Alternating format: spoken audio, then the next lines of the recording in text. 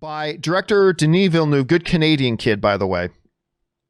He, of course, directed Blade Runner 2049, amazing. He is directing the upcoming Dune, amazing. He has directed every movie this dude has directed, has just crushed it, Rob. Like cinephiles go nuts over this director. He is absolutely incredible, and we cannot wait to see Dune. You guys remember that after the Warner Brothers announcement that they were taking all of their 2021 films and moving them onto HBO Max, my initial reaction was, I get it. I can see why they're doing it. And some people said, well, what about, all the deals with filmmakers? And I said, listen, I'm sure Warner Brothers was smart enough. I said this on the weekend. I said, guys, don't worry. I'm sure Warner Brothers was smart enough to make sure they talked to everybody first and made deals with everybody first and made sure everybody was on board. This was me on the weekend saying this. Don't worry, I'm sure Warner Brothers did everything right to make sure everybody was on board with this before they made the announcement. Turns out they did not. Christopher Nolan immediately came out and ripped them a new one, saying things like, all these filmmakers went to bed thinking they were working for the best movie studio, and then they woke up realizing they actually worked for the worst streaming studio. Those are harsh words, but they're nothing compared to the words that just came from Denis Villeneuve. I'm going to read this at length, guys, because it really is worth it. Denis himself wrote this article for Variety. He wrote this himself. Talking about his upcoming movie Dune, which is supposed to hit theaters, but now it's going to do a day and date with HBO Max. Denis wrote this. I learned in the news that Warner Brothers had decided to release Dune on HBO Max. The director of Dune was not so much as given an email from Warner Brothers. He found out by reading the news. Anyway, I learned in the news that Warner Brothers had decided to release Dune on HBO Max at the same time as our theatrical release, using prominent images from our movie to promote their streaming service.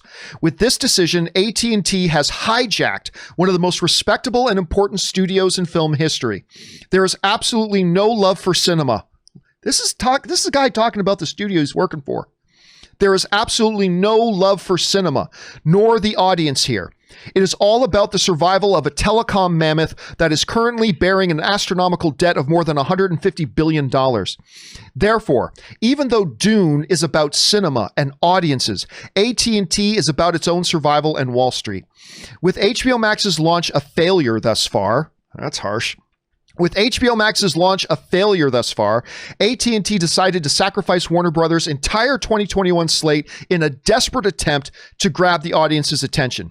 Warner Brothers' sudden reversal from being a legacy home for filmmakers to the new era of complete disregard draws a clear line for me. Filmmaking is a collaboration reliant on the mutual trust of teamwork, and Warner Brothers has declared that they are no longer on the same team. Streaming services are a positive and powerful addition to the movie and TV ecosystems, but I want the audience to understand that streaming alone cannot sustain the film industry as we knew it before COVID. Streaming can produce great content, but not movies of Dune's scope and scale. Warner Brothers' decision means Dune will not have a chance to perform financially in order to be viable, and piracy will ultimately triumph. Warner Brothers might just have killed the Dune franchise. Listen to this again from the director of Dune. Warner Brothers may have just killed the Dune franchise. This one is for the fans. AT&T's John Stankey said that the streaming horse left the barn. In truth, the horse left the barn for the slaughterhouse. Public safety comes first. Nobody argues with that, which is why when it became apparent that the winter would bring a second wave of the pandemic, I understood and supported the decision to delay Dune's opening by almost a year. The plan was that Dune would open in theaters on October 2021 when vaccinations will be advanced and hopefully the virus behind us. Science tells us that everything should be back to a new normal by next fall. Dune is by far the best movie I've ever made. That's saying something coming from Denis Villeneuve. Dune is by far the best movie I've ever made. My team and I devoted more than 3 years of our lives to make it a unique big screen experience. That movie images and sounds were meticulously designed to be seen in theaters. I am speaking on my own behalf, though this is key. I stand in solidarity with the 16 other filmmakers who clearly have talked to each other. I stand in solidarity with the 16 other filmmakers who now face the same fate. Please know that I am with you and that together we are strong. The artists are the ones who create movies and series. I strongly believe the future of cinema will be on the big screen, no matter what any Wall Street dilettante says. Since the dawn of time, humans have deeply needed communal storytelling experiences. Cinema on the big screen is more than a business. It is an art form that brings people together, celebrating humanity, enhancing our empathy for one another. It's one of the very last artistic, in-person collective experiences we share as human beings. He goes on a little bit more, but Rob, to say this was vicious is maybe a bit of an understatement. He went on to call them a lot of names, call their launch of HBO a failure. He says they just don't care about filmmaking. He emphasizes, look, what film fans don't understand, and Rob, this is something you and I have been talking about a lot. Movies the scope of Dune cannot happen simply on streaming. At least not long term. And Denis Villeneuve says, I want audiences to understand that movies like this cannot happen simply and exclusively on streaming. Now, Rob, when Warner Brothers made the announcement, I was very much, I get it. I don't agree with it. I don't like what they're doing, but I get it. And I'm sure everything's fine because I'm sure they talk to everybody. But now we're finding out they didn't talk to their own production partners in Legendary. They didn't talk to the agencies. CAA, the biggest talent agency in Hollywood, wrote a scathing letter to, which we're not going to cover here today, but you guys can go and look it up, to Warner Brothers. Now we're finding out even the filmmakers themselves found out on Twitter or found out by reading the news. Rob, we talked about the Spectre. By the way, the DGA has reached out to Warner Brothers to say, we need to sit down and talk. Of course, the New York Times alluded to the fact that there is some talk amongst the Directors Guild of America that all the directors may boycott Warner Brothers moving forward. And if the DGA boycotts them, there is a possibility that the Screen Actors Guild, that the Writers Guild could all join in with them. This is ugly. Absolutely ugly. Rob, you read this article written by himself, Denis Villeneuve, one of the most respected by audiences, by studios, filmmakers in the business today. What was your reaction to what he said?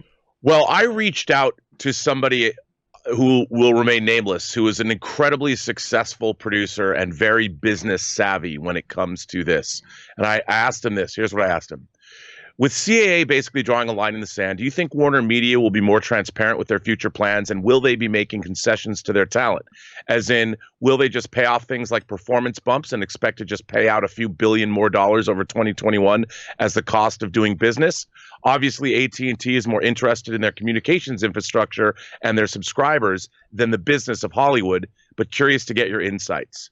Here's what he wrote back.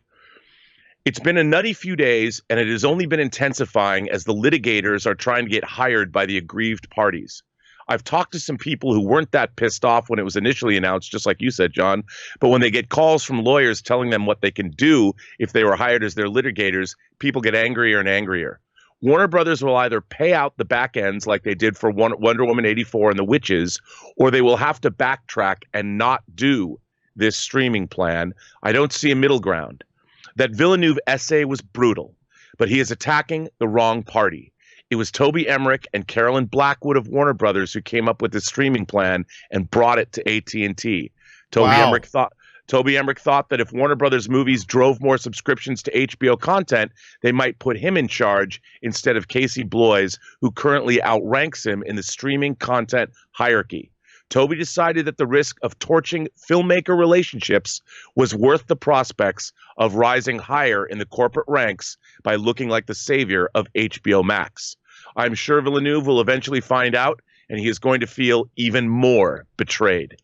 As for the contract model, I asked him if HBO Max, because it's AT&T, would adopt a model like phone service, like you'd have a year contract, a 2-year contract, and his answer was, as for the contract model, I doubt they'll adapt something similar to phone service.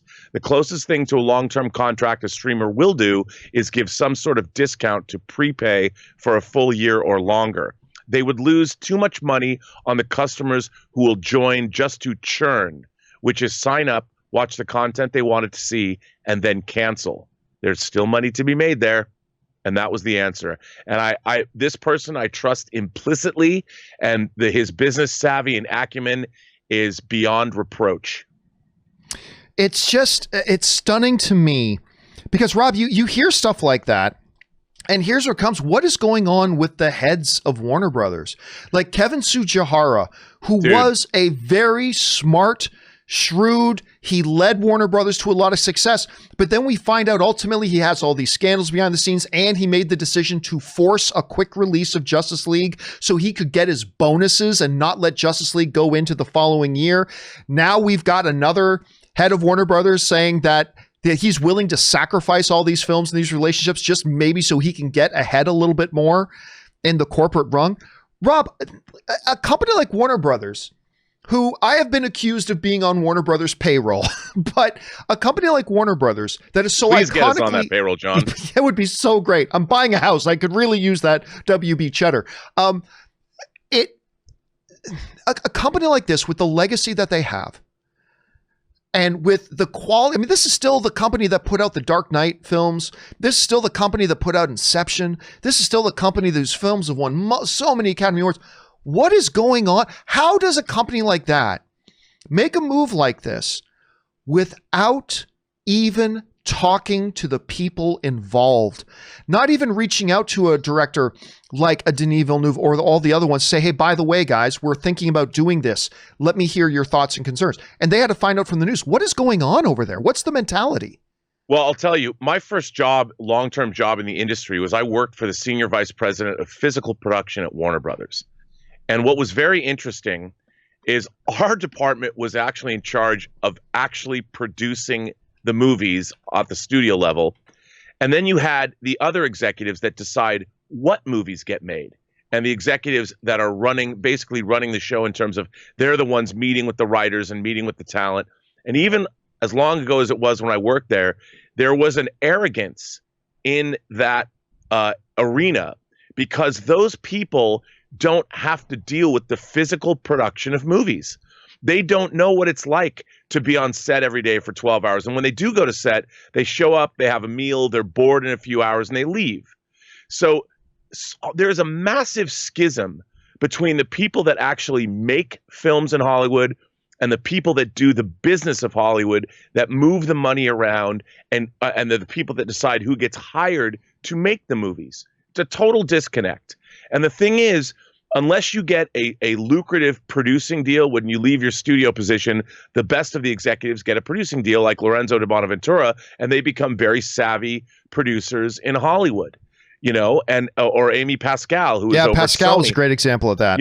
And that's what happens with the best of them, and then they move into production. But when these people are going up the corporate ladder and they see that is their future, they will, as my industry insider said, they will torch their relationships with filmmakers because they think the filmmakers they're a dime a dozen, more will come every day, but they are the lifers that are going to be running these studios for a long period of time. And what they don't realize is it's a symbiotic, or some say parasitic, it's a symbiotic relationship. They're in the business of selling the product that they make. And the people that make that product are the filmmakers. But you know what?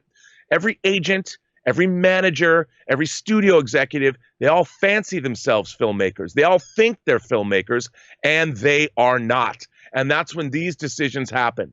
And you need to be on the same team together, because you know what?